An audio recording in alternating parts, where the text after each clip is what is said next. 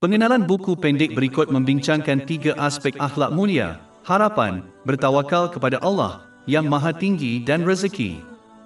Melaksanakan pelajaran yang dibincangkan akan membantu seorang Muslim mencapai akhlak mulia. Menurut hadis yang terdapat dalam Jami' At-Tirmizi, nombor 2003, Nabi Muhammad SAW telah menasihati bahawa perkara yang paling berat dalam timbangan hari kiamat ialah akhlak mulia. Ia adalah salah satu sifat Nabi Muhammad SAW yang dipuji oleh Allah Ta'ala dalam surah 68 Al-Qalam, ayat 4 Al-Quran. Dan sesungguhnya kamu mempunyai akhlak yang agung. Oleh itu, adalah menjadi kewajipan kepada semua umat Islam untuk memperoleh dan bertindak berdasarkan ajaran Al-Quran dan tradisi Nabi Muhammad SAW untuk mencapai akhlak mulia. Harapan, satu dalam hadis yang terdapat dalam Jami' At-Tirmizi, nombor 2459, Nabi Muhammad SAW menggambarkan perbezaan antara harapan yang benar dalam rahmat Allah yang Maha Tinggi dan angan-angan. Harapan sebenar adalah apabila seseorang mengawal jiwa mereka dengan menghindari kemaksiatan kepada Allah yang Maha Agung dan secara aktif berjuang untuk mempersiapkan diri untuk akhirat. Sedangkan, orang yang bodoh angan-angan mengikuti hawa nafsu mereka dan kemudian mengharapkan Allah Ta'ala mengampuni mereka dan menunaikan hajat mereka. Adalah penting bagi umat Islam untuk tidak mengenirukan kedua-dua sikap ini supaya mereka mengelakkan hidup dan mati sebagai angan-angan, kerana orang ini sangat tidak mungkin berjaya di dunia atau akhirat. Angan-angan adalah seperti seorang petani yang gagal menyediakan tanah untuk ditanam, gagal menanam benih, gagal menyiram tanah dan kemudian mengharapkan untuk menuai hasil yang besar. Ini adalah kebodohan yang jelas dan petani ini tidak mungkin berjaya. Sedangkan, harapan sejati adalah seperti seorang petani yang menyediakan tanah, menanam benih, menyiram tanah dan kemudian berharap Allah Ta'ala akan memberkati mereka dengan tuaian yang banyak. Perbezaan utama adalah bahawa orang yang mempunyai harapan yang benar akan berusaha secara aktif untuk mentaati Allah yang Maha Tinggi dengan memenuhi perintahnya, menjauhi larangannya dan dengan menghadapi takdir dengan kesabaran mengikut tradisi Nabi Muhammad SAW atasnya. Dan setiap kali mereka tergelincir mereka bertaubat dengan ikhlas. Sedangkan, orang yang berangan-angan tidak akan berusaha secara aktif dalam mentaati Allah Ta'ala, sebaliknya mengikuti hawa nafsu mereka dan masih mengharapkan Allah Ta'ala mengampuni mereka dan menunaikan hajat mereka. Oleh itu, umat Islam mesti mempelajari perbezaan utama supaya mereka boleh meninggalkan angan-angan dan sebaliknya mengambil harapan yang benar kepada Allah, yang Maha Agung, yang sentiasa membawa kepada apa-apa kecuali kebaikan dan kejayaan di kedua-dua dunia. Ini telah ditunjukkan dalam hadis yang terdapat dalam Sahih Bukhari, nombor 7405. Jenis angan-angan tertentu yang mempengaruhi bangsa-bangsa lampau dan bahkan negara-negara Islam adalah apabila seseorang percaya bahawa mereka boleh mengabaikan perintah dan larangan Allah Ta'ala, dan entah bagaimana seseorang pada hari kiamat akan memberi syafaat untuk mereka dan menyelamatkan mereka dari neraka. Walaupun syafaat Nabi Muhammad SAW adalah fakta dan telah dibincangkan dalam banyak hadis, seperti yang terdapat dalam Sunan Ibn Majah, nombor 4308, tidak kurang juga dengan syafaat baginda sebahagian umat Islam yang diringankan azabnya, tetap masuk neraka. Walaupun satu saat di neraka benar-benar tidak dapat ditanggung. Oleh itu, seseorang harus meninggalkan angan-angan dan sebaliknya mengambil harapan yang benar dengan berusaha secara praktikal dalam ketaatan kepada Allah yang Maha Tinggi. Syaitan meyakinkan orang-orang yang tidak percaya kepada hari kiamat bahawa walaupun ia berlaku, mereka akan berdamai dengan Allah yang Maha Agung pada hari itu dengan mendakwa bahawa mereka tidaklah seburuk itu kerana mereka mengelakkan jenayah besar seperti pembunuhan. Mereka telah meyakinkan diri mereka bahawa permohonan mereka akan diterima dan mereka akan dimasukkan ke dalam syurga walaupun mereka kafir kepada Allah Ta'ala semasa mereka hidup di bumi. Ini adalah sangat bodoh kerana Allah Ta'ala tidak akan memperlakukan orang yang beriman kepadanya dan berusaha untuk mentaatinya seperti orang yang kafir kepadanya. Satu ayat telah memadamkan angan-angan jenis ini. Bab 3 Ali Imran, ayat 85. Dan barang siapa yang menghendaki selain Islam sebagai agama, maka sekali-kali tidak akan diterima daripadanya, dan dia di akhirat termasuk orang-orang yang rugi. Akhir sekali, seorang Muslim tidak boleh menggunakan angan-angan dengan mempercayai bahawa sebagai seorang Muslim, mereka akan masuk syurga suatu hari nanti, walaupun mereka mesti masuk neraka terlebih dahulu, sebagai akibat dari dosa-dosa mereka.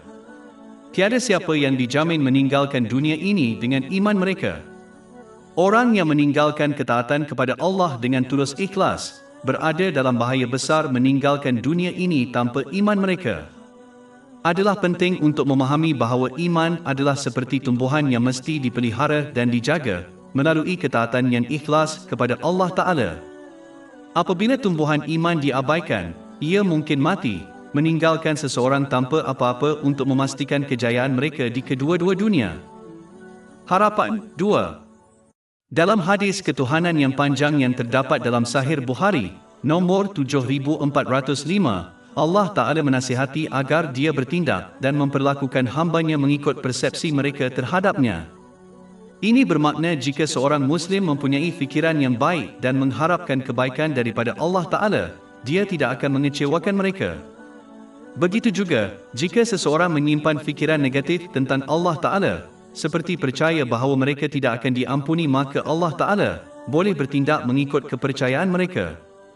Adalah penting untuk diperhatikan, terdapat perbezaan yang besar antara pengharapan yang benar kepada Allah, yang Maha Tinggi, yang dimaksudkan oleh hadis ini, dan angan-angan.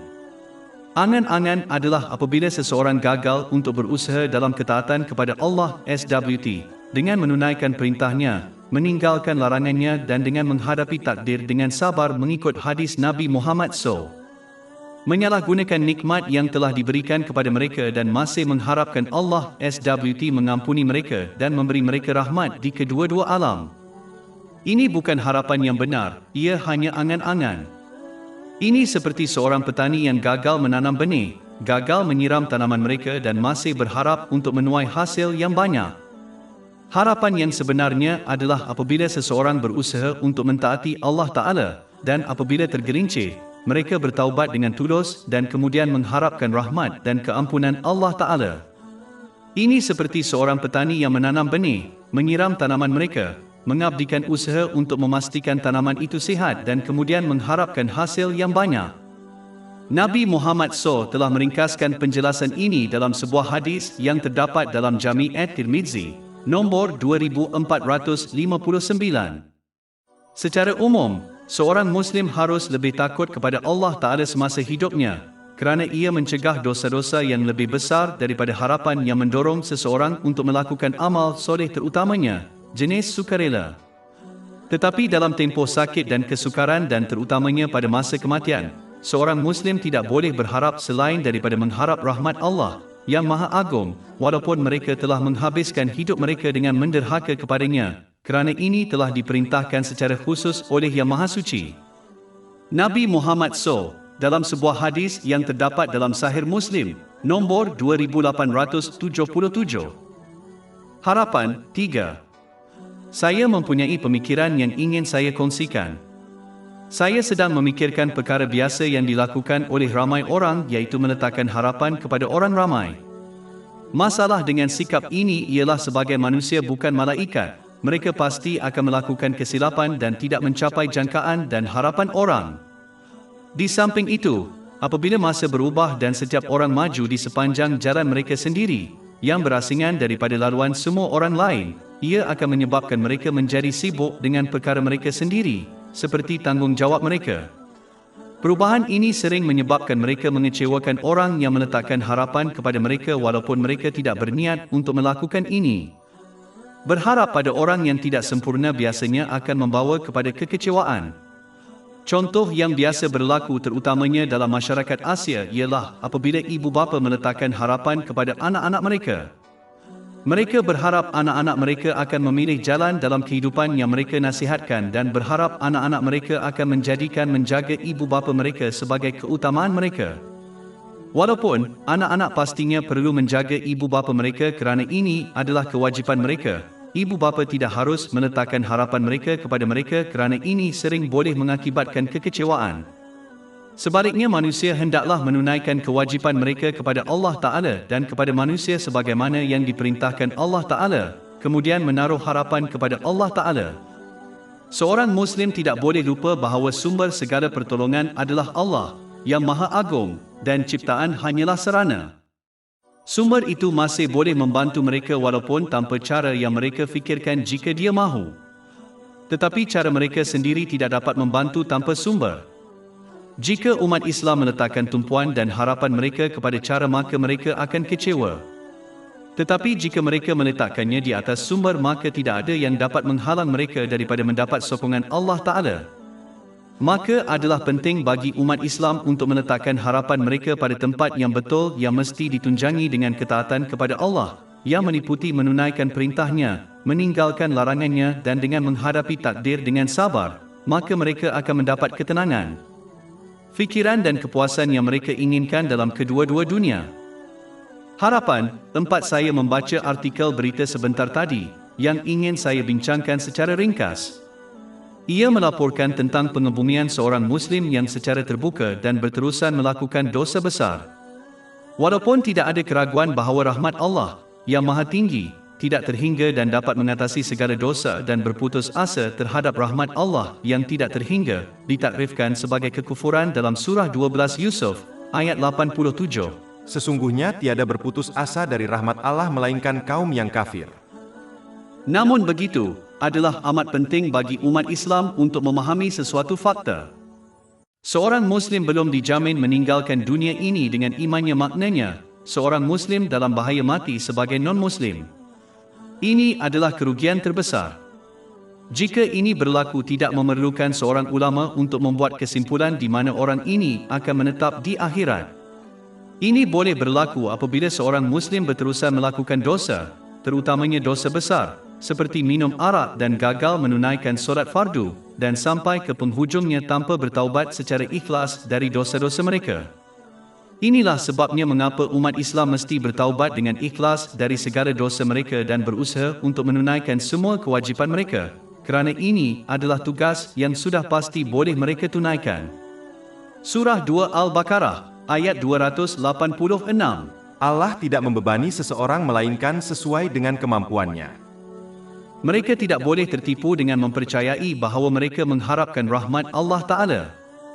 Sebagaimana pengharapan yang benar dalam rahmat Allah, yang Maha Tinggi, didukung oleh ketaatan kepada Allah, yang Maha Tinggi, melalui perbuatan. Ini melibatkan menunaikan perintahnya, menjauhi larangannya, dan menghadapi takdir dengan sabar mengikut tradisi Nabi Muhammad SAW. Kegagalan untuk melakukan ini dan kemudian mengharapkan rahmat dan keampunan Allah, yang Maha Tinggi, bukanlah mengharapkan rahmatnya, ia hanyalah angan-angan, yang tidak mempunyai berat atau signifikan dalam Islam. Ini telah diperingatkan dengan jelas oleh Nabi Muhammad SAW, dalam hadis yang terdapat dalam Jami' at-Tirmidzi, nombor 2459. Harapan, 5. Saya mempunyai pemikiran yang saya ingin kongsikan. Di dunia ini seseorang mempunyai banyak harapan yang berbeza dan pelbagai ketakutan yang berbeza. Akibatnya, orang ramai menggunakan sumber yang diberikan kepada mereka untuk mendapatkan harapan mereka dan mengelakkan ketakutan mereka. Tetapi yang peliknya ialah pada hari penghakiman, ketakutan dan harapan ini akan lenyap dan tidak seorang pun akan memikirkannya, kecuali satu, ketakutan kepada neraka dan mengharapkan syurga. Realiti inilah yang difahami oleh para sahabat, semoga Allah meridai mereka, dan menjadi sebab utama mengapa mereka hidup seperti yang mereka lakukan. Mereka tahu bahawa semua ketakutan dan harapan duniawi seseorang akan dikurangkan kepada hanya satu ketakutan dan satu harapan pada hari penghakiman. Jadi akibatnya mereka menjadikan harapan dan ketakutan mereka menjadi satu harapan dan satu ketakutan semasa mereka masih hidup di bumi. Ini memastikan mereka menggunakan berkat dan sumber duniawi yang diberikan kepada mereka untuk mendapatkan satu harapan mereka untuk syurga dan untuk melarikan diri dari ketakutan mereka terhadap neraka. Ini membolehkan mereka memperoleh keamanan di dunia dan di akhirat. Bab 16 An-Nahl, ayat 97.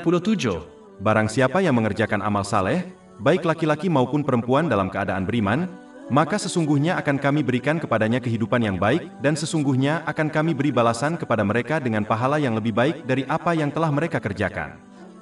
Ini tidak bermakna seseorang tidak perlu takut atau berharap kepada sesuatu selain syurga dan neraka.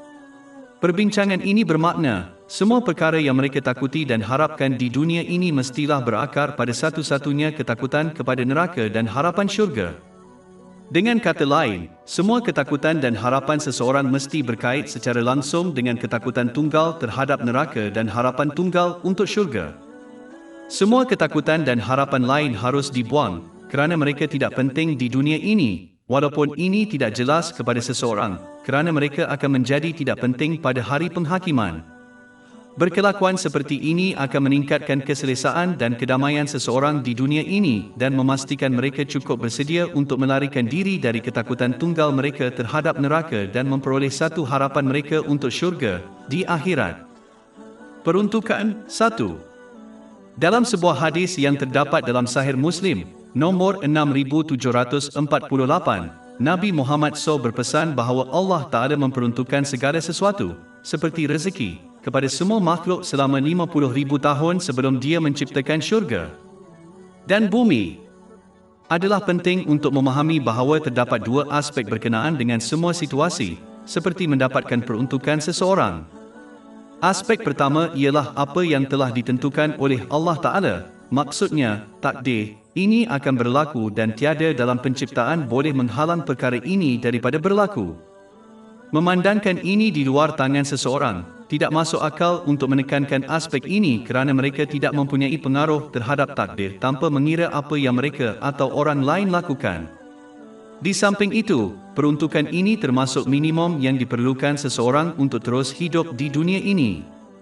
Bermakna, selagi mereka masih hidup, seseorang itu akan terus menerima rezekinya dan tiada apa yang dapat menghalangnya daripada menerima dan memanfaatkannya, harta dirinya sendiri. Aspek kedua ialah usaha sendiri. Aspek ini seseorang mempunyai kawalan penuh ke atas dan oleh itu mereka harus menumpukan perhatian pada aspek ini dengan menggunakan cara yang telah disediakan seperti kekuatan fizikal mereka untuk mentaati Allah, dengan menunaikan perintahnya, menjauhi larangannya dan dengan menghadapi takdir dengan kesabaran yang tidak mereka kuasai, menurut tradisi Nabi Muhammad SAW. Ini termasuk berusaha untuk mendapatkan rezeki yang halal untuk memenuhi keperluan mereka dan keperluan tanggungan mereka sambil mengelakkan yang haram, berlebihan, pembaziran dan pemborosan. Kesimpulannya, seorang Muslim tidak boleh membuang masa untuk menekankan perkara yang mereka tidak mempunyai kawalan atau pengaruh. Sebaliknya, mereka harus menggunakan harta yang mereka miliki dan bertindak atas perkara-perkara yang mereka kuasai mengikut ajaran Islam. Seorang Muslim mesti mengelak daripada mengamalkan mentaliti yang melampau dengan sama ada mengamalkan sifat malas dan bergantung kepada takdir untuk menyampaikan rezekinya kepada mereka dan tidak boleh bergantung sepenuhnya kepada usaha sendiri. Bakinya ialah berusaha untuk mendapatkan harta yang halal mengikut ajaran Islam dan bergantung kepada jaminan Allah Ta'ala, kerana pergantungan ini akan mengelakkan rasa tidak sabar dan mencari harta dengan cara yang haram. Inilah yang diperintahkan oleh Allah Ta'ala. Peruntukan 2. Dalam sebuah hadis yang terdapat dalam Sahih Bukhari, nomor 2072, Nabi Muhammad SAW berpesan bahawa tiada seorang pun yang makan sesuatu yang lebih baik daripada hasil kerja tangannya sendiri. Adalah penting bagi umat Islam untuk tidak mengenirukan kemalasan untuk bertawakal kepada Allah yang Maha Tinggi. Malangnya, ramai umat Islam berpaling daripada melakukan pekerjaan yang sah, mengambil manfaat sosial dan mendiami masjid-masjid dengan mengaku percaya kepada Allah Ta'ala untuk memberi mereka rezeki. Ini sama sekali tidak bertawakal kepada Allah yang Maha Tinggi. Hanya kemalasan yang bercanggah dengan ajaran Islam. Tawakal yang sebenar-benarnya kepada Allah Ta'ala dalam hal mendapatkan harta adalah dengan menggunakan sarana Allah Ta'ala dengan ketentuan yang ada pada seseorang, seperti kekuatan jasmaninya, untuk memperoleh harta yang halal menurut ajaran Islam dan kemudian bertawakal kepada Allah yang Maha Tinggi, akan memberikan kekayaan yang halal kepada mereka melalui cara ini. Matlamat bertawakal kepada Allah yang Maha Mulia bukanlah untuk menyebabkan seseorang berputus asa menggunakan cara yang Dia ciptakan, kerana ini akan menjadikan mereka sia-sia, dan Allah Ta'ala tidak mencipta perkara yang sia-sia. Tujuan bertawakal kepada Allah Ta'ala adalah untuk menghalang seseorang daripada memperoleh harta melalui cara yang syubhat atau haram, sebagaimana seorang Muslim harus yakin dengan teguh rezeki mereka, termasuk harta, telah diperuntukkan kepada mereka selama 50,000 tahun sebelum penciptaan syurga dan bumi. Ini disahkan dalam hadis yang terdapat dalam Sahih Muslim, nombor 6748. Peruntukan ini tidak boleh berubah dalam apa jua keadaan. Kewajipan seorang Muslim adalah untuk berusaha mendapatkannya melalui cara yang halal, yang merupakan tradisi Nabi SAW. Ini telah ditunjukkan dalam hadis yang terdapat dalam Sahih Bukhari, nombor 2072. Menggunakan cara yang disediakan oleh Allah yang Maha Tinggi adalah aspek kepercayaan kepada Allah yang Maha Tinggi, kerana Dia menciptakan mereka untuk tujuan ini. Oleh itu, seorang Muslim tidak boleh malas semasa menuntut kepercayaan kepada Allah Ta'ala dengan melakukan faedah sosial apabila mereka mempunyai cara untuk mendapatkan harta yang halal melalui usaha mereka sendiri dan cara yang dicipta dan disediakan oleh Allah Ta'ala kepada mereka. Akhirnya, memahami dan mengamalkan hadis utama juga mendorong seseorang untuk berdikari daripada bergantung kepada orang lain untuk memberi nafkah kepada mereka, seperti kerajaan atau kerabat. Sebaliknya, seseorang itu hendaklah menggunakan cara yang disediakan oleh Allah Ta'ala kepada mereka mengikut ajaran Islam sambil meyakini sepenuhnya bahawa rezeki yang diperuntukkan kepada mereka akan sampai kepada mereka. Ini akan memastikan mereka bertawakal kepada Allah Ta'ala sahaja. Peruntukan 3. Allah yang Maha Tinggi adalah pencipta dan pemberi peruntukan kepada seluruh ciptaan yang mereka perlukan untuk memelihara perlembagaan fizikal dan rohani mereka. Malah, menurut hadis yang terdapat dalam Sahih Muslim, nombor 6748, peruntukan seluruh ciptaan telah diperuntukkan selama 50,000 tahun sebelum penciptaan langit dan bumi.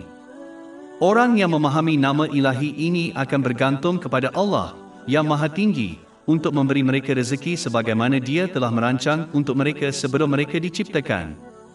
Mereka akan membuktikan pergantungan ini dengan berusaha untuk mendapatkan rezeki yang halal seperti yang diperintahkan oleh Allah Ta'ala, sambil menahan diri daripada perkara yang haram dan meragukan. Adalah penting untuk ambil perhatian bahawa kerana orang memerlukan peruntukan fizikal dalam bentuk makanan dan minuman, begitu juga jiwa seorang Muslim memerlukan rezeki juga.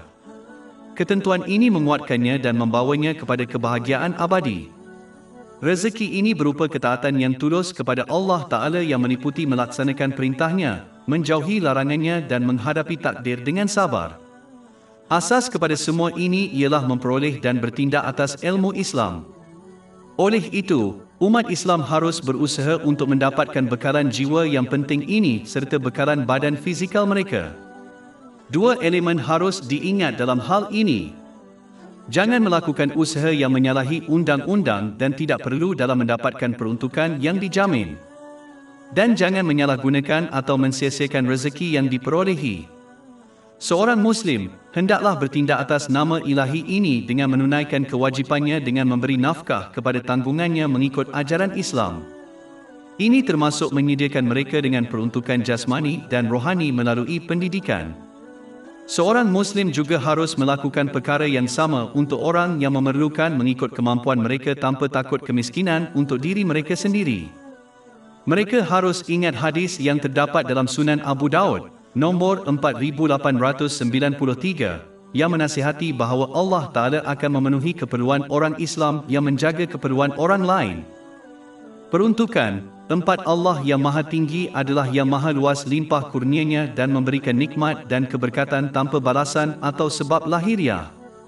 Dia memberi dengan murah hati tanpa diminta. Orang Islam yang memahami nama ilahi ini akan sentiasa mencari karunia dan keberkatan daripada Allah yang Maha Tinggi, kerana mereka tahu bahawa pemberi suka diminta. Ini ditegaskan dalam hadis yang terdapat dalam Jami' at-Tirmizi, nombor 3571. Tetapi penting untuk diperhatikan, orang yang mencari karunia daripada pemberi hendaklah mengetahui ia tidak diperoleh melalui kemaksiatannya.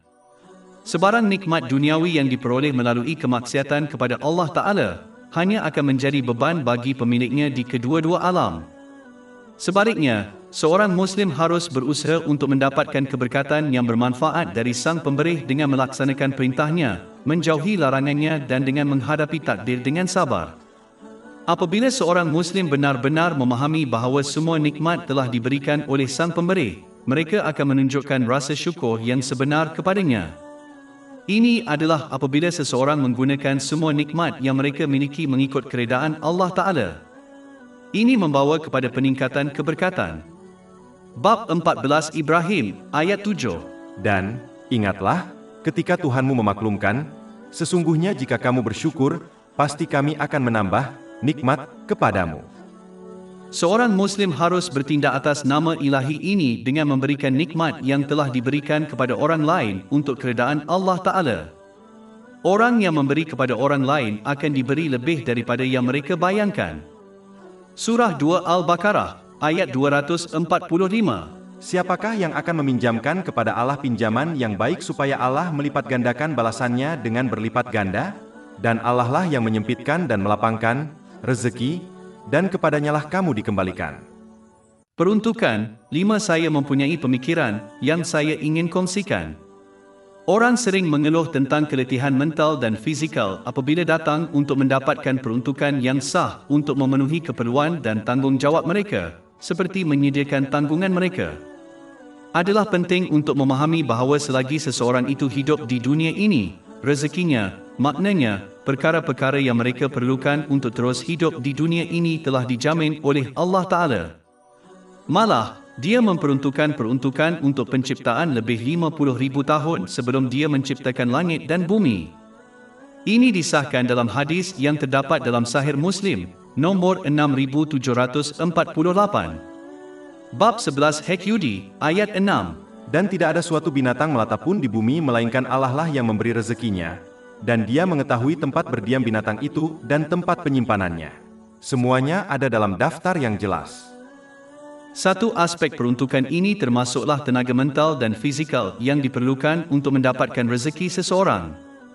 Tetapi yang penting untuk diperhatikan ialah peruntukan yang dijamin hanyalah minimum yang diperlukan untuk terus hidup di dunia ini. Tidak ada jaminan seseorang akan mendapat lebih daripada minimum ini, walaupun kebanyakan orang mendapat lebih. Ini bermakna, walaupun semua manusia telah dibekalkan tenaga mental dan fizikal untuk mendapatkan bekalan minimum yang mereka perlukan untuk terus hidup di dunia ini, mereka semua belum dibekalkan lebih daripada itu. Bermakna, sesetengah orang telah diberikan lebih daripada yang minimum dan oleh itu mereka juga telah dibekalkan tenaga mental dan fizikal yang diperlukan untuk mendapatkannya, manakala yang lain tidak. Oleh itu, apabila orang ramai berusaha untuk mendapatkan lebih daripada keperluan minimum mereka, yang mereka tidak diperuntukkan, maka ia hanya akan mengakibatkan keletihan mental dan fizikal, kerana mereka tidak diberikan tenaga mental dan fizikal tambahan yang diperlukan untuk mendapatkan lebih banyak peruntukan. Sedangkan, orang yang berusaha untuk mendapatkan keperluan mereka tanpa pembaziran, pemborosan dan keterlaluan, tidak akan pernah bosan mental atau fizikal, kerana tahap tenaga mental dan fizikal ini telah dijamin kepada mereka. Untuk membuat kesimpulan, jika seseorang ingin mengelakkan keletihan mental dan fizikal berkenaan dengan mendapatkan peruntukan mereka, mereka harus berusaha untuk mendapatkan dan menggunakan mengikut keperluan minimum mereka dan mengajar tanggungan mereka untuk melakukan perkara yang sama. Segala puji bagi Allah, Tuhan sekalian alam, dan selawat dan salam ke atas junjungan akhir Nabi Muhammad, keluarga dan para sahabatnya yang mulia. Bertakwa kepada Allah SWT. Satu dalam sebuah hadis yang terdapat dalam Jami' at-Tirmizi, nombor 2344, Nabi Muhammad SAW berpesan bahawa jika manusia benar-benar mempercayai Allah Ta'ala, Dia akan memberi mereka rezeki seperti Dia memberi rezeki kepada burung. Mereka meninggalkan sarang mereka pada waktu pagi dalam keadaan lapar dan pulang pada waktu petang dengan rasa puas. Sesungguhnya bertawakal kepada Allah adalah sesuatu yang dirasai dalam hati tetapi dibuktikan melalui anggota badan, maksudnya, apabila seseorang itu ikhlas mentaati Allah Ta'ala, dengan melaksanakan perintahnya, meninggalkan larangannya dan dengan menghadapi takdir dengan sabar mengikut kehendaknya. Tradisi Nabi Muhammad SAW. Bab 65 At-Talaq, ayat 3. Dan sesiapa yang bertawakal kepada Allah, maka cukuplah dia baginya. Aspek amanah yang bersifat dalaman melibatkan keyakinan yang teguh bahawa hanya Allah Ta'ala sahaja yang dapat memberikan sesuatu yang berfaedah dan melindunginya daripada perkara yang memudaratkan baik dalam urusan dunia maupun agama. Seorang Muslim memahami bahawa sumber memberi, menahan, memudaratkan atau memberi manfaat adalah tidak lain daripada Allah Ta'ala. Seorang Muslim benar-benar percaya bahawa segala sesuatu yang berlaku dalam kehidupan mereka, yang ditentukan oleh Allah Ta'ala sahaja, adalah yang terbaik untuk semua orang yang terlibat, walaupun ini tidak jelas bagi mereka dan orang lain. Surah 2 Al-Baqarah, ayat 216. Tetapi boleh jadi kamu membenci sesuatu dan ia baik bagimu, dan boleh jadi kamu menyukai sesuatu dan ia amat buruk bagimu. Dan Allah mengetahui, sedang kamu tidak mengetahui. Adalah penting untuk diperhatikan bahawa benar-benar bertawakal kepada Allah yang Maha Tinggi tidak bererti seseorang harus meninggalkan menggunakan cara yang Allah Ta'ala telah sediakan, seperti perubatan. Sebagaimana hadis utama yang dibincangkan dengan jelas menyebut bahawa burung-burung meninggalkan sarangnya dengan giat mencari rezeki. Apabila seseorang menggunakan kekuatan dan cara yang disediakan oleh Allah Ta'ala, menurut ajaran Islam, mereka sudah pasti taat dan bertawakal kepadanya. Ini sebenarnya unsur zahir dari bertawakal kepada Allah yang Maha Tinggi. Ini telah dijelaskan dalam banyak ayat dan hadis. Bab 4 An-Nisa, ayat 71. Wahai orang-orang yang beriman, berjaga-jagalah. Pada hakikatnya, aktiviti zahir adalah tradisi Nabi Muhammad SAW, dan bertawakal kepada Allah Ta'ala secara batin adalah keadaan batin Nabi Muhammad, selawat dan salam ke atasnya. Seseorang itu tidak seharusnya meninggalkan tradisi lahiriah walaupun mereka memiliki keadaan amanah batin. Perbuatan dan menggunakan cara yang disediakan oleh Allah Ta'ala adalah satu aspek untuk mempercayainya. Dalam hal ini, tindakan boleh dibahagikan kepada 3 kategori. Yang pertama adalah tindakan ketaatan yang diperintahkan oleh Allah Ta'ala kepada umat Islam supaya mereka memperoleh keamanan dan kejayaan di kedua-dua dunia. Meninggalkan perbuatan-perbuatan ini sambil menuntut kepercayaan bahawa Allah SWT akan memberikan ketenangan dan kejayaan kepada seseorang hanyalah angan-angan dan tidak mempunyai nilai dalam Islam. Perbuatan yang kedua adalah cara yang diciptakan Allah SWT di dunia ini agar manusia dapat hidup di dalamnya dengan selamat, seperti makan ketika lapar, minum ketika haus, dan memakai pakaian hangat ketika cuaca dingin. Seseorang yang meninggalkannya dan menyebabkan kemudaratan kepada dirinya sendiri adalah dicela. Akan tetapi, ada beberapa orang yang telah diberikan kekuatan khusus oleh Allah SWT, sehingga mereka dapat menghindari cara-cara tersebut tanpa membahayakan diri sendiri.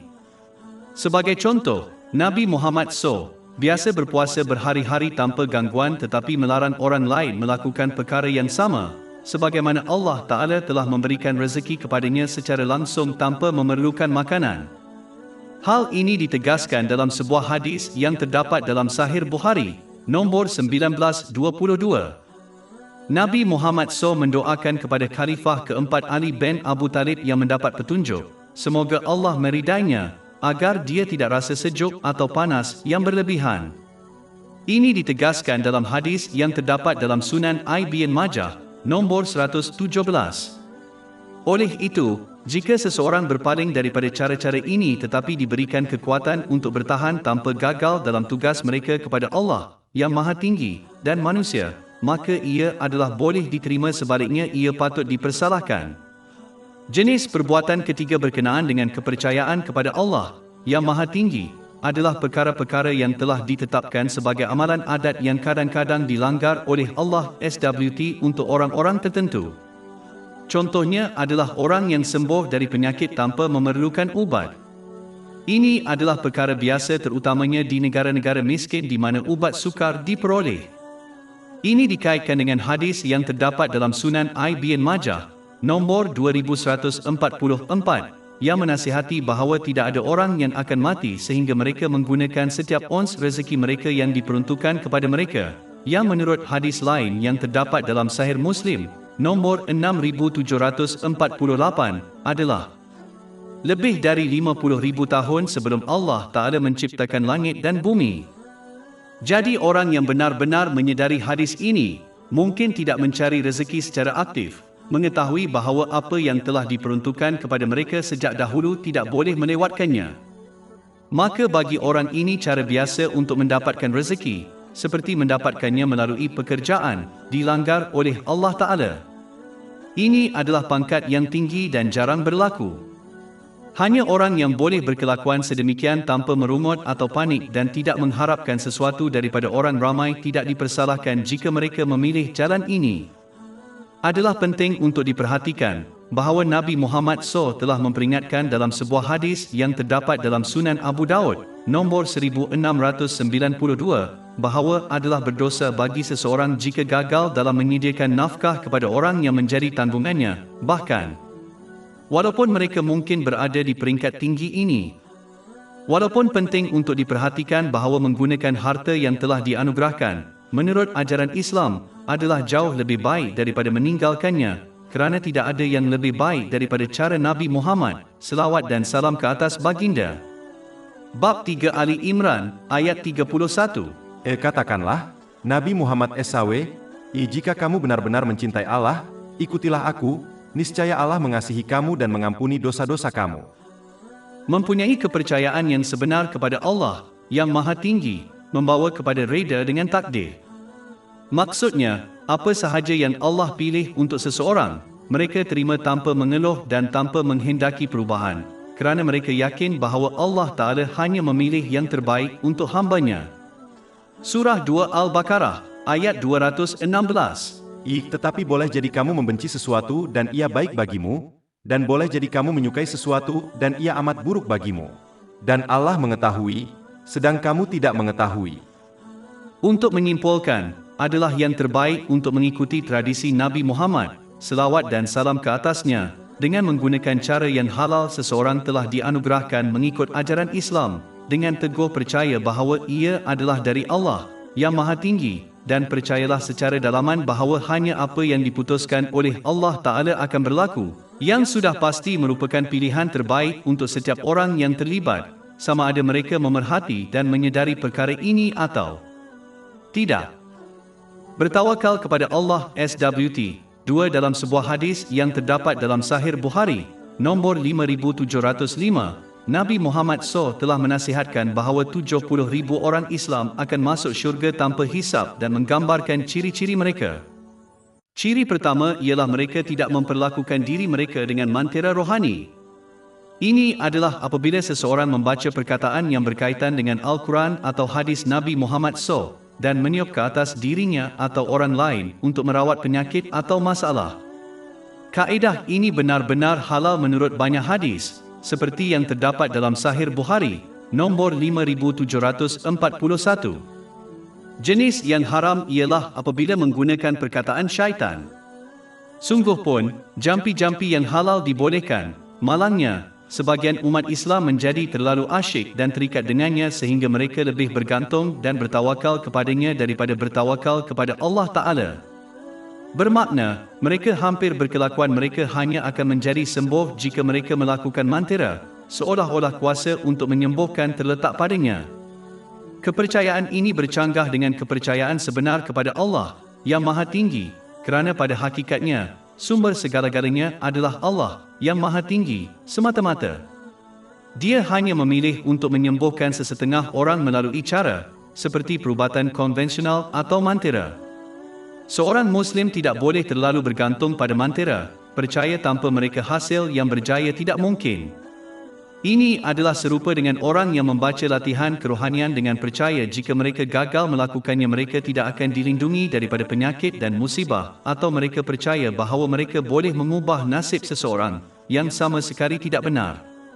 Allah, yang Maha Tinggi, melindungi manusia dan Dia boleh melakukannya dengan atau tanpa latihan rohani. Maksudnya, Dia tidak bergantung kepada sesuatu untuk mencapai sesuatu. Sebaliknya, seseorang mesti dengan ikhlas mentaati Allah, yang Maha Tinggi, dengan menggunakan cara yang telah Dia berikan kepada mereka, seperti perubatan, menurut ajaran Islam dan bergantung kepada Allah, yang Maha Tinggi, untuk memilih keputusan yang terbaik untuk mereka dalam setiap keadaan. Tidak ada orang lain yang mempunyai kawalan dalam menentukan apa yang berlaku dan oleh itu tidak perlu ditakuti. Bab 9 At-Taubah, ayat 51. Katakanlah, kami sekali-kali tidak akan ditimpa melainkan dengan apa yang telah ditetapkan Allah untuk kami, Dialah pelindung kami. Dan kepada Allah jualah hendaknya orang-orang yang beriman bertawakal. Di samping itu, Mengasyikan diri dengan mantera kerohanian sering membawa kepada penyakit yang lebih teruk yang pada asalnya mereka takuti, iaitu paran IA. Paran IA menyebabkan seseorang berfikir secara negatif tentang Allah yang Maha Tinggi dan manusia. Ini hanya membawa kepada kelemahan iman dan merosakkan hubungan seseorang dengan orang lain. Di samping itu, matlamat utama ajaran Islam adalah ketaatan praktikal kepada Allah yang Maha Tinggi, tidak melakukan mantera. Seorang Muslim boleh menggunakan jampi-jampi yang halal, tetapi yang terbaik adalah memahami bahawa sumber pertolongan adalah Allah yang Maha Agung dan tidak ada yang dapat menghalang pertolongannya atau membantu mereka jika Dia memutuskan sesuatu yang lain untuk mereka. Isu lain dengan terlalu bergantung pada latihan kerohanian, seperti mantera, ialah apabila orang-orang ini menghadapi kesulitan dan bukannya memerhatikan diri dan tingkah laku mereka terlebih dahulu untuk melihat sama ada mereka perlu mengubahnya menjadi lebih baik dan tetap teguh dalam ketaatan kepada Allah yang Maha Tinggi, sabar menunggu kelegaan. Mereka berpaling kepada orang yang tidak berpendidikan dan tidak berpengalaman yang mendakwa memperbaiki perkara duniawi melalui latihan rohani. Seperti yang dinyatakan sebelum ini, orang-orang ini hanya menyebabkan orang Islam menerima penyakit yang jauh lebih teruk daripada masalah awal mereka, iaitu paran IA. Mereka meyakinkan umat Islam bahawa masalah mereka sama ada disebabkan oleh makhluk gaib, seperti jin atau oleh ilmu hitam yang digunakan seseorang terhadap mereka. Walaupun jin itu wujud, jarang sekali mereka mempengaruhi manusia dalam urusan dunia mereka. Ini menyebabkan umat Islam menjadi sangat paranoid dan khurafat terhadap perkara remeh-temeh, malah menyebabkan mereka semakin curiga terhadap rakan dan saudara mereka. Ini hanya membawa kepada permusuhan dan hubungan yang retak. Adalah penting bagi umat Islam untuk mengukuhkan iman mereka dengan menimba dan mengamalkan ilmu Islam. Ini akan menghalang mereka daripada beralih kepada orang bodoh yang tidak dapat menyelesaikan masalah mereka sendiri, apatah lagi menyelesaikan masalah orang lain. Iman yang kuat akan menghalang paran IA menjejaskan mereka kerana mereka akan bergantung sepenuhnya kepada Allah yang Maha Agung. Iman yang teguh membuat seorang Muslim memahami bahawa walaupun seluruh ciptaan ingin mencederakan mereka, mereka tidak akan dapat melakukannya melainkan Allah Ta'ala mengizinkannya. Demikian pula, seluruh makhluk tidak dapat memberi manfaat kepada mereka kecuali Allah Ta'ala menghendakinya. Dan setiap kes dan situasi hanya berlaku mengikut perancangan yang ditetapkan dan tidak boleh diubah, iaitu takdir. Ini telah dinasihatkan di seluruh ajaran Islam, seperti hadis jauh yang terdapat dalam Jami' at-Tirmizi, nombor 2516. Akhirnya, menyibukkan diri dengan latihan kerohanian yang tidak berakar pada ajaran Islam juga mendorong seseorang untuk memperlakukan perbendaharaan Allah yang mulia, seperti sebuah kedai di mana seseorang memberi barang-barang dunia dari Allah yang Maha Tinggi sebagai pertukaran untuk beberapa latihan rohani. Ini adalah sikap yang sangat tidak hormat dan tidak ikhlas untuk diterima pakai, kerana Al-Quran dan tradisi Nabi Muhammad SAW bukanlah kad kredit yang boleh digunakan untuk memberi barang duniawi, seperti kanak-kanak atau visa. Sebaliknya, seseorang mesti mengetahui tempat mereka dan berkelakuan sebagai hamba Allah yang ikhlas dan tidak bertindak sebagai pelanggan. Mereka harus tulus taat kepadanya dengan menggunakan berkat-berkat yang telah Dia berikan kepada mereka dengan cara yang diredainya. Seseorang dibenarkan untuk meminta perkara duniawi yang halal daripada Allah yang Maha Tinggi dengan cara yang disahkan oleh Al-Quran dan hadis Nabi Muhammad SAW, tetapi mesti mengelakkan cara lain kerana ia membawa kepada penyalahgunaan. Dua sumber bimbingan dan mengamalkan sikap jenis pelanggan terhadap Allah yang Maha Tinggi. Sebagai kesimpulan, seorang Muslim harus memenuhi matlamat utama ajaran Islam dengan menunaikan perintah Allah Ta'ala, meninggalkan larangannya dan menghadapi takdir dengan sabar mengikut tradisi Nabi Muhammad SAW, dan kemudian bertawakallah kepada Allah Ta'ala untuk menolong mereka dalam segala keadaan. Ciri seterusnya yang disebut dalam hadis utama yang sedang dibincangkan ialah orang-orang Islam ini tidak percaya atau terpengaruh dengan petanda. Sebuah hadis yang terdapat dalam Imam Bukhari, Adab Al-Mufrad, nombor 909, memperingatkan agar tidak memperhatikan pertanda buruk, kerana berkelakuan seperti ini adalah seperti mempersekutukan sesuatu kepada Allah yang Maha Tinggi, artinya syirik. Memberi perhatian kepada petanda jahat bermakna ia mempengaruhi tingkah laku dan tindakan seseorang. Walaupun ilmu hitam dan mata jahat adalah nyata, adalah penting untuk memahami bahawa tiada apa pun di alam semesta dari kibaran daun hingga matahari terbit berlaku tanpa pilihan dan kehendak Allah yang Maha Tinggi. Oleh itu, seorang Muslim harus tetap istiqamah dengan tidak mengganggu petanda-petanda buruk atau takut kepada ahli sihir dan ahli sihir kerana mereka tidak dapat menyebabkan sesuatu yang tidak dikehendaki oleh Allah Ta'ala. Sebaliknya, seseorang itu hendaklah tetap teguh dalam ketaatan kepada Allah Ta'ala dengan menggunakan nikmat yang telah diberikan kepada mereka dengan cara yang diredainya dan meneruskan tindakan dan pilihan mereka yang sah dan hanya meminta perlindungan daripada perkara yang mungkar. Mengikut tradisi Nabi Muhammad, selawat dan salam ke atas baginda, sambil mempercayai sepenuhnya sokongan dan pilihan serta ketetapan Allah yang Maha Agung. Bertakwa kepada Allah. SWT 3. Saya mempunyai pemikiran yang ingin saya kongsikan. Adalah penting bagi umat Islam untuk yakin dengan teguh bahawa mereka tidak akan melewatkan apa-apa yang mereka tinggalkan kerana Allah Ta'ala, sama ada perkara itu haram atau halal tetapi tidak perlu. Seseorang tidak boleh terpengaruh dengan bisikan iblis dengan mempercayai sebaliknya kerana dia telah menjadikan misinya untuk menyesatkan manusia. Sebagai contoh, apabila seorang Muslim diilhamkan untuk menderma amal, iblis dengan cepat memberi amaran dan menakutkan mereka dengan kemiskinan yang dalam banyak kes menyebabkan seorang Muslim berubah fikiran walaupun mereka percaya sepenuhnya bahawa mereka tidak akan menjadi miskin dengan menderma sebahagian daripada harta mereka. Surah 2 Al-Baqarah ayat 268. Syaitan menakut-nakuti kamu dengan kemiskinan dan menyuruh kamu berbuat kejahatan. Sedang Allah menjanjikan untukmu ampunan darinya dan karunia. Dan Allah Maha Luas, rahmatnya, lagi Maha Mengetahui. Seorang Muslim harus bertindak pada separuh ayat yang lain dan sebaliknya percaya bahawa Allah Ta'ala akan menggantikan perkara yang mereka tinggalkan kerananya dengan sesuatu yang lebih baik. Mereka yang telah mengalami ini mengetahui kebenaran kenyataan ini, tetapi mereka yang tidak perlu menyemak sejarah dan memerhatikan bagaimana mereka yang berputus asa kerana Allah yang Maha Tinggi berjaya di kedua-dua dunia. Sebagai contoh, cucu Nabi Muhammad SAW, iaitu Imam Hasan bin Ali R.A., melepaskan kuasa untuk menyelamatkan nyawa manusia yang tidak terkira banyaknya kerana Allah yang Maha Tinggi. Tindakannya itu sebenarnya telah dinubuatkan dalam hadis yang terdapat dalam Sahih Bukhari, nombor 3629. Sebagai gantinya, Allah Ta'ala memberinya rahmat dan ganjaran yang jauh melebihi apa-apa jawatan kuasa yang boleh diberikan kepadanya. Sebagai contoh, beliau telah diisytiharkan sebagai ketua pemuda syurga dalam hadis yang terdapat dalam Jami' at-Tirmizi, nombor 3768. Seolah-olah beliau melepaskan kepimpinan di dunia ini dan diberikan kuasa yang lebih besar di dunia seterusnya.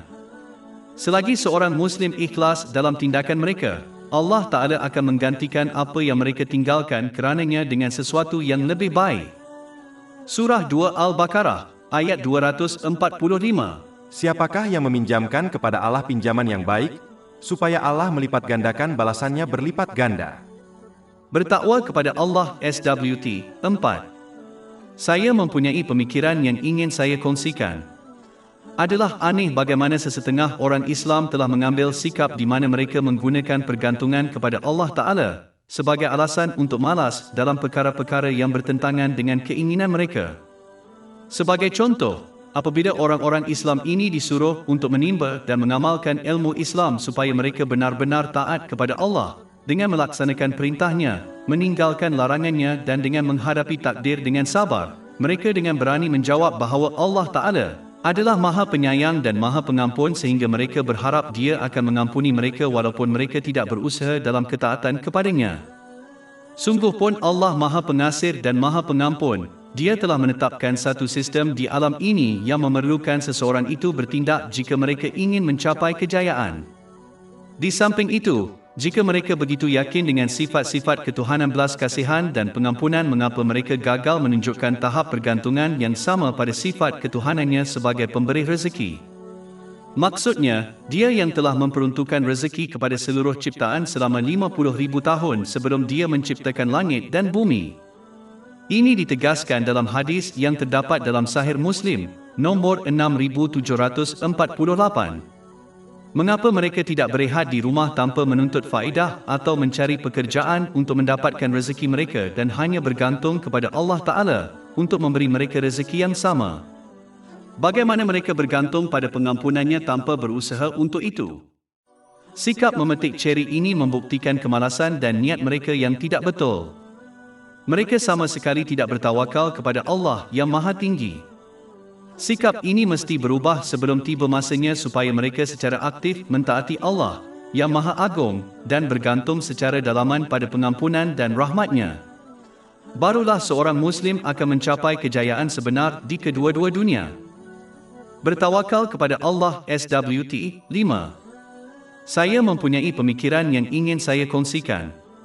Saya sedang memikirkan masalah yang biasa ditemui di kalangan orang Islam. Apabila sesetengah orang menghadapi kesukaran dan bukannya terlebih dahulu memerhatikan diri dan tingkah laku mereka untuk menilai sama ada mereka perlu berubah ke arah yang lebih baik dan tetap teguh pada ketaatan kepada Allah yang Maha Agung dengan sabar menunggu kelegaan, mereka sebaliknya beralih kepada orang yang tidak berpendidikan dan tidak berpengalaman yang mendakwa untuk memperbaiki perkara duniawi melalui cara rohani. Mereka ini hanya menyebabkan seorang Muslim menerima penyakit yang jauh lebih teruk daripada masalah awal mereka, iaitu paran IA. Orang-orang ini meyakinkan umat Islam bahawa masalah mereka sama ada disebabkan oleh makhluk gaib, seperti jin, atau oleh ilmu hitam yang digunakan seseorang terhadap mereka. Walaupun jin itu wujud, jarang sekali mereka mempengaruhi manusia dalam urusan dunia mereka. Nasihat yang tidak betul ini menyebabkan umat Islam menjadi sangat paranoid dan khurafat terhadap perkara-perkara remeh, malah menyebabkan mereka semakin curiga terhadap rakan dan saudara mereka. Ini hanya membawa kepada permusuhan dan hubungan yang retak. Sikap ini juga akan merosakkan keimanan seseorang kepada Allah Ta'ala, kerana mereka akan dinasihatkan dalam banyak kes untuk melakukan perkara-perkara yang tidak dinasihatkan dalam Al-Quran atau hadis Nabi Muhammad SAW. Adalah penting bagi umat Islam untuk mengukuhkan iman mereka dengan menimba dan mengamalkan ilmu Islam. Ini akan mengelakkan mereka beralih kepada orang bodoh yang tidak dapat menyelesaikan masalah mereka sendiri, apatah lagi menyelesaikan masalah orang lain. Iman yang kuat akan menghalang paran IA menjejaskan mereka kerana mereka akan bergantung sepenuhnya kepada Allah yang Maha Tinggi dalam semua keadaan. Iman yang kuat membolehkan seorang Muslim memahami bahawa walaupun seluruh ciptaan ingin mencederakan mereka, mereka tidak akan dapat melakukannya melainkan Allah Ta'ala mengizinkannya. Demikian pula, seluruh makhluk tidak dapat memberi manfaat kepada mereka kecuali Allah Ta'ala menghendakinya. Dan setiap kes dan situasi hanya berlaku mengikut perancangan yang ditetapkan dan tidak boleh diubah, iaitu takdir. Ini telah dinasihatkan di seluruh Al-Quran dan hadis Nabi Muhammad, selawat dan salam ke atas baginda, seperti hadis jauh yang terdapat dalam Jami' at-Tirmidzi, nombor 2516. Kesimpulannya, seorang Muslim apabila menghadapi sesuatu masalah hendaklah terlebih dahulu menilai tingkah laku mereka sendiri dan memperbaikinya jika perlu dan kemudian tetap taat kepada Allah SWT dengan menunaikan perintahnya, menjauhi larangannya dan dengan menghadapi takdir dengan sabar dan mengelakkan masalah yang lebih besar dalam bentuk paran IA dengan mengelakkan orang yang mendakwa menyelesaikan masalah duniawi dengan cara rohani. Bertakwa kepada Allah SWT. 6. Saya mempunyai pemikiran yang ingin saya kongsikan. Umat Islam sering mempersoalkan bagaimana mereka dapat membina dan mengukuhkan tawakal mereka kepada Allah yang Maha Agung, terutamanya semasa kesukaran. Salah satu cara utama untuk melakukan ini adalah melalui ketaatan yang ikhlas kepada Allah, dengan menunaikan perintahnya, meninggalkan larangannya dan dengan menghadapi takdir dengan sabar. Ini kerana orang yang durhaka kepada Allah Ta'ala akan sentiasa beriman kepada Allah Ta'ala, tidak akan menolong mereka yang seterusnya melemahkan tawakal mereka kepadanya. Sedangkan, Muslim yang taat akan yakin dengan teguh bahawa apabila mereka telah menunaikan kewajipan mereka, Allah Ta'ala pasti akan membalasnya pada saat mereka memerlukan yang seterusnya menguatkan kepercayaan mereka kepada Allah Ta'ala. Di samping itu, hadis yang terdapat dalam Sahih Bukhari, nombor 7405, menasihati bahawa Allah Ta'ala membalas seseorang mengikut persepsi mereka terhadapnya. Orang yang durhaka akan sentiasa berfikiran negatif tentang Allah Ta'ala kerana kemaksiatan mereka. Sedangkan, seorang Muslim yang taat akan sentiasa berfikiran positif tentang Allah Ta'ala kerana ketaatan mereka. Pemikiran ini boleh melemahkan atau menguatkan kepercayaan seorang Muslim kepada Allah Ta'ala. Orang Islam yang taat percaya bahawa jika mereka memenuhi kontrak perniagaan mereka, rakan niaga mereka akan melakukan perkara yang sama. Begitu juga, seorang Muslim yang taat percaya bahawa kerana mereka melalui rahmat Allah Ta'ala telah menunaikan kewajipan mereka, Allah Ta'ala akan memenuhi janji-janjinya dengan membantu mereka sepanjang hidup mereka, terutamanya melalui kesukaran. Manakala, orang yang tidak memenuhi kontrak perniagaan mereka tidak akan mempercayai atau berharap rakan perniagaan mereka akan memenuhi bahagian mereka. Begitu juga, orang yang durhaka tidak akan percaya bahawa Allah Ta'ala akan menolong mereka apabila mereka gagal menunaikan kewajipan mereka. Kesimpulannya, mempunyai dan membina kepercayaan kepada Allah yang Maha Tinggi berkait secara langsung dengan ketaatannya. Semakin seseorang itu taat, semakin mereka akan percaya kepadanya. Semakin kurang mereka taat, mereka semakin kurang percaya kepadanya. Bertakwa kepada Allah SWT. 6. Saya mempunyai pemikiran yang ingin saya kongsikan. Umat Islam sering mempersoalkan bagaimana mereka dapat membina dan mengukuhkan tawakal mereka kepada Allah yang Maha Agung, terutamanya semasa kesukaran. Salah satu cara utama untuk melakukan ini adalah melalui ketaatan yang ikhlas kepada Allah, dengan menunaikan perintahnya, meninggalkan larangannya dan dengan menghadapi takdir dengan sabar. Ini kerana orang yang durhaka kepada Allah Ta'ala akan sentiasa beriman kepada Allah Ta'ala, tidak akan menolong mereka yang seterusnya melemahkan tawakal mereka kepadanya. Sedangkan, Muslim yang taat akan yakin dengan teguh bahawa apabila mereka telah menunaikan kewajipan mereka, Allah Ta'ala pasti akan membalasnya pada saat mereka memerlukan, yang seterusnya menguatkan kepercayaan mereka kepada Allah Ta'ala. Di samping itu, hadis yang terdapat dalam Sahih Bukhari, nombor 7405, menasihati bahawa Allah Ta'ala membalas seseorang mengikut persepsi mereka terhadapnya. Orang yang durhaka akan sentiasa berfikiran negatif tentang Allah Ta'ala kerana kemaksiatan mereka. Sedangkan, seorang Muslim yang taat akan sentiasa berfikiran positif tentang Allah Ta'ala kerana ketaatan mereka. Pemikiran ini boleh melemahkan atau menguatkan kepercayaan seorang Muslim kepada Allah Ta'ala. Orang Islam yang taat percaya bahawa jika mereka memenuhi kontrak perniagaan mereka, rakan niaga mereka akan melakukan perkara yang sama.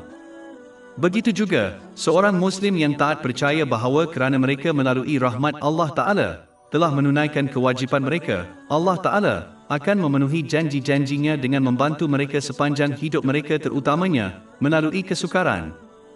Manakala, orang yang tidak memenuhi kontrak perniagaan mereka tidak akan mempercayai atau berharap rakan perniagaan mereka akan memenuhi bahagian mereka. Begitu juga, orang yang durhaka tidak akan percaya bahawa Allah Ta'ala akan menolong mereka apabila mereka gagal menunaikan kewajipan mereka. Kesimpulannya, mempunyai dan membina kepercayaan kepada Allah yang Maha Tinggi berkait secara langsung dengan ketaatannya. Semakin seseorang itu taat, semakin mereka akan percaya kepadanya. Semakin kurang mereka taat, mereka semakin kurang percaya kepadanya. Dan jika Allah menimpakan kesusahan kepadamu, maka tidak ada yang dapat menghilangkannya kecuali Dia. Dan jika Dia menimpakan kebaikan kepadamu, maka Dia Maha Kuasa atas segala sesuatu. Islam mengajar pendekatan yang seimbang di mana seseorang mengambil langkah berjaga-jaga yang munasabah yang telah dicipta dan disediakan oleh Allah SWT kepada mereka, tetapi mempercayai bahawa apa yang telah ditetapkan oleh Allah Ta'ala adalah tidak dapat dielakkan dan terbaik untuk mereka, walaupun mereka gagal untuk memerhatikan hikmah di sebaliknya. Sikap dan kepercayaan ini menghalang paran IA dan tekanan. Surah 2 Al-Baqarah, ayat 216. Tetapi boleh jadi kamu membenci sesuatu dan ia baik bagimu, dan boleh jadi kamu menyukai sesuatu dan ia amat buruk bagimu. Dan Allah mengetahui, sedang kamu tidak mengetahui. Di samping itu, penyebaran virus yang cepat ini seharusnya mendorong umat Islam untuk bertaubat dengan ikhlas kepada Allah SWT dan berusaha dalam ketaatan kepadanya dengan menunaikan perintahnya, menjauhi larangannya dan dengan menghadapi takdir dengan sabar mengikut tradisi Nabi Muhammad SAW. Selawat dan salam ke atasnya. Dan mereka harus menunaikan kewajipan mereka dengan baik hati menyuruh kebaikan dan melarang kemungkaran mengikut pengetahuan mereka. Ini kerana Nabi Muhammad SAW telah memperingatkan dalam hadis yang terdapat dalam Sunan Ibn Majah, nombor 4019, bahawa apabila maksiat berleluasa dan umum, manusia akan ditimpa penyakit baru yang tidak pernah berlaku sebelum mereka.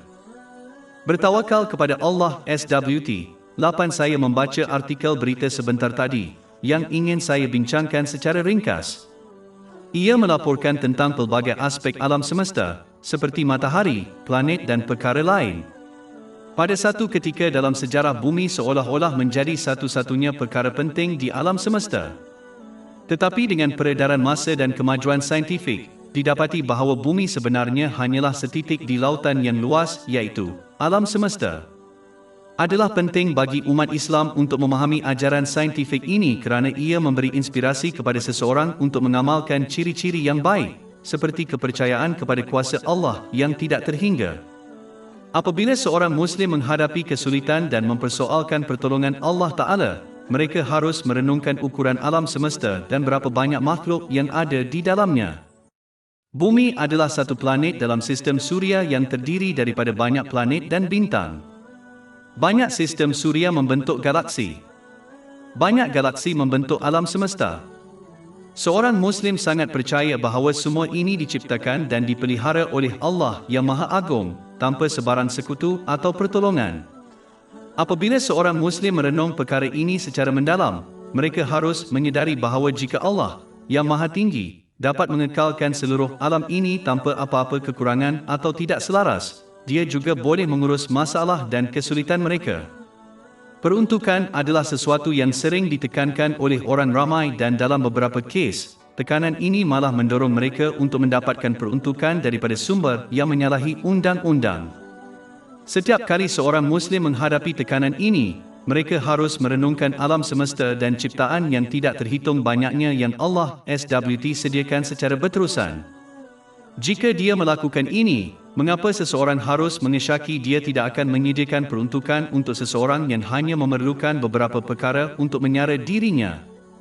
Mengundur selangkah ketika menghadapi kesulitan dan menilai fakta-fakta ini adalah cara terbaik untuk menghilangkan tekanan dan menguatkan kepercayaan seseorang kepada Allah yang Maha Tinggi. Ajaran terdapat di dalam Al-Quran dan dalam tradisi Nabi Muhammad SAW, seperti janji Allah Ta'ala untuk menyediakan rezeki yang berterusan kepada makhluk. Surah 29 Al-Ankabut, ayat 60. Dan berapa banyak makhluk yang tidak membawa rezekinya. Allah memberi rezeki kepadanya dan untuk kamu. Tetapi kebenaran ajaran ini juga terdapat dalam penciptaan, seperti alam semesta. Bab 3 Ali Imran, ayat 190. Sesungguhnya dalam penciptaan langit dan bumi, dan silih bergantinya malam dan siang terdapat tanda-tanda bagi orang-orang yang berakal. Oleh itu, adalah penting bagi umat Islam untuk mula-mula mempelajari dan bertindak berdasarkan ajaran kitab suci ilahi dan kemudian merenung tentang penciptaan. Ini akan membawa kepada pengukuhan iman seseorang, termasuk pengukuhan tawakal seseorang kepada Allah Ta'ala. Bertawakal kepada Allah SWT 9 Nabi Muhammad SAW telah menunjukkan kekuasaan dan kekuasaan Allah yang tidak terhingga dan mutlak dalam sebuah hadis yang terdapat dalam Jami' At-Tirmidzi, nombor 2516. Hadis ini menasihati bahawa seluruh ciptaan tidak dapat memberi manfaat kepada seseorang jika Allah Ta'ala tidak menghendaki mereka berbuat demikian. Begitu juga, seluruh ciptaan bersama-sama tidak boleh membahayakan seseorang jika Allah Ta'ala tidak menghendakinya. Ini bermakna hanya apa yang ditentukan oleh Allah Ta'ala berlaku di alam semesta.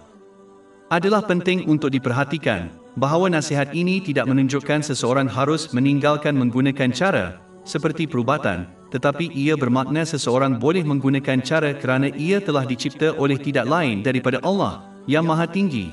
Tetapi mereka mesti memahami bahawa hanya Allah yang Maha Esa yang menentukan kesudahan segala sesuatu. Sebagai contoh, mereka adalah ramai orang sakit yang mengambil ubat dan sembuh dari penyakit mereka. Tetapi mereka adalah orang lain yang makan ubat dan tidak sembuh.